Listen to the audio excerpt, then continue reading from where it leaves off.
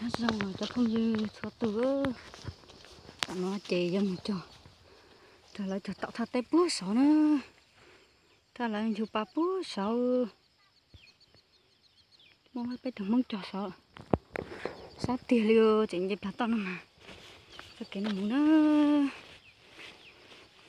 là to mà xa xưa lỡ trận này xa tính to nữa giờ thứ sáu chỉ mới dị tính lù xa hành nhớ thứ sáu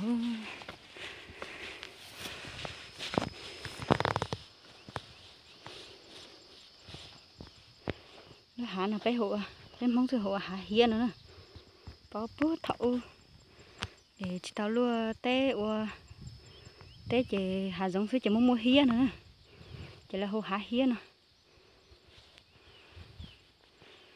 trên đó là tôi cho ta hơ đã chú rồi thế cho nó mà ở té mà sát thì tia đi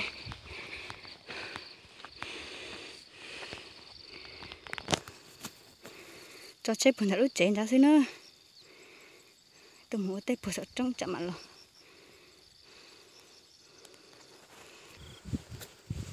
ôi sát thì tia liều là nó mà chỉ nhổ thôi à lão tia mình gì thật là bể là cho chắc bể mà hơi sát thì tia đi chẳng dừng sợ té đi luôn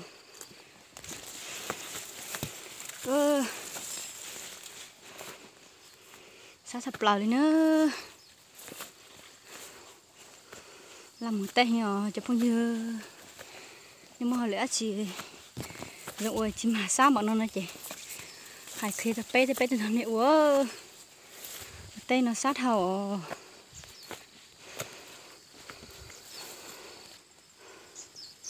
cho nó chị cho kèo nó nữa dây kèo nó bé bố sợ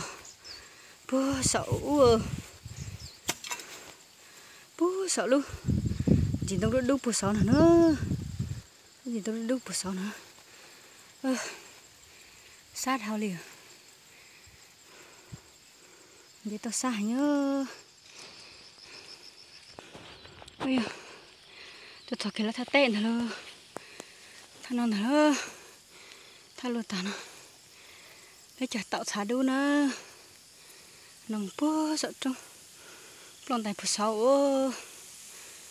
vậy toàn ra xưa vậy cha một thọ chờ sát tí tia đi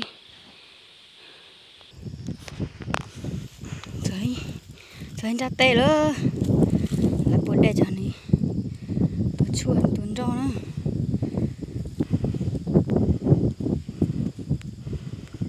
một tê mà để ra tê tì là cú đồ luôn chia xưa cái sân gió nữa cho lên trong mấy ông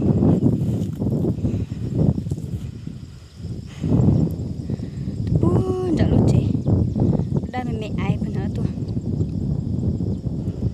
cái tôi cắt té là tôi cho sống dùng thò tôi sau nó ta xì luyện dây nó mà họ phải luyện dây xa to như xa thì tiền liu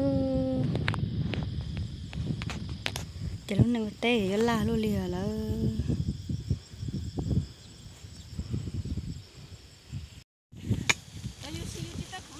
tôi thật té luôn nhưng mà sao cho gió ở bên tụi nó xí cho thật té nó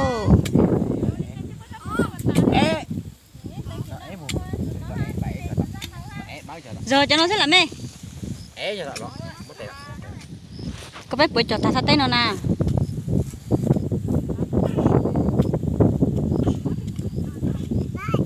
của thầu cho tàu của tôi tao cho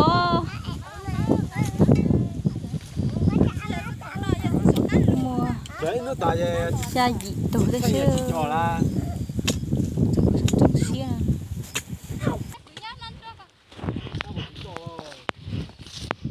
nạp bù tua máu thì nạp bù chi tua nào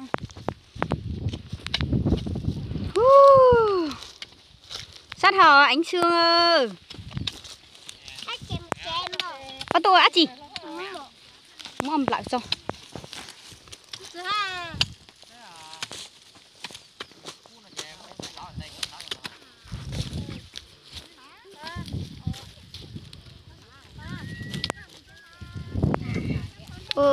Trong xe tiền đánh chưa.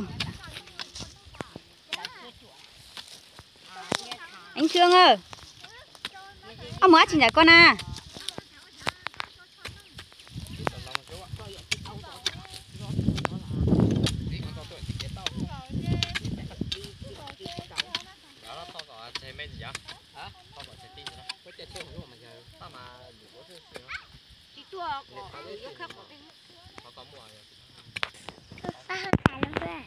Thả lù thế. Tôi á chị. Tụi tệ. Sao lo cho hai giống cao mà. Sao lo cho mà. Có cho tôi ví. Tụi tệ, chị tệ này, xí nè. Im hảo đây à? Im hảo đây hả? Muốn đây. Hả? Ê, uống tua cho tao nè. Ô hay tua xin là họ. Tua xí nè.